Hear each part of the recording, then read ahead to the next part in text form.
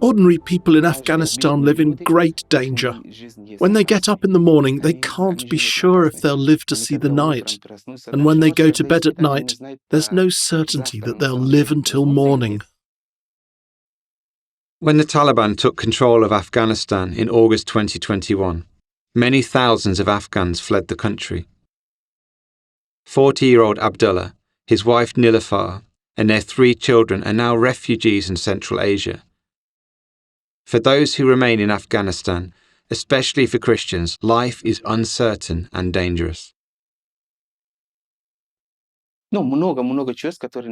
Many terrible things are happening that you will not hear in the media, but that we learn from friends and relatives. They say the Taliban often go out in the evenings, break into houses and just kill people for any reason. They just kill people with impunity, no questions asked. Just on the street, they can find any reason. If they find out that a person worked for the state under the previous government, or they served in the army or worked in some office or in an American organization. And Christians are being killed without a doubt. You can't be a Christian. Being a Christian in our country was dangerous before. In Afghanistan, Sharia has always been higher than the law of the country. According to Sharia, a person who's abandoned his religion is worthy of death. So it was dangerous even before the Taliban, and now the attitude towards Christians is even worse.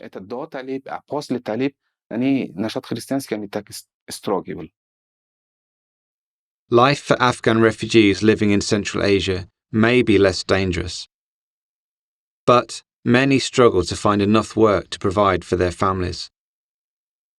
Thankfully, Abdulla has a job and has learned some of the local language. He is building a new life in a new location, helped by the community of God's people.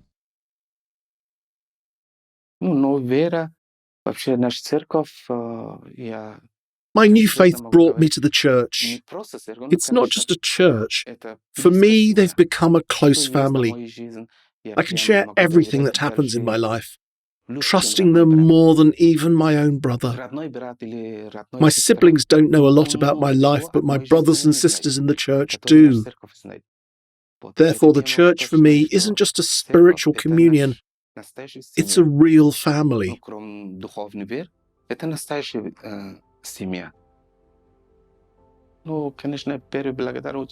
Many thanks for the prayers, for the support. Please continue to pray not only for us, but also for the Taliban.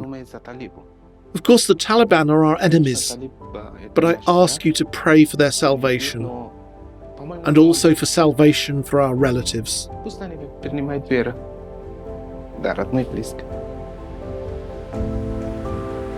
Thank God that Abdulla, Nilufar and their 3 children are safe in their new country. Please pray for continued security for them and for their family members back in Afghanistan. Pray with Abdulla for the soldiers and officials of the Taliban. Pray that God will miraculously open their eyes to see that they are not standing for a just cause. Pray that their hearts would instead be turned towards Jesus. Please pray for our partners as they support Afghan refugees in Central Asia, helping to meet their basic needs for food and clean water, providing microloans and trauma counselling.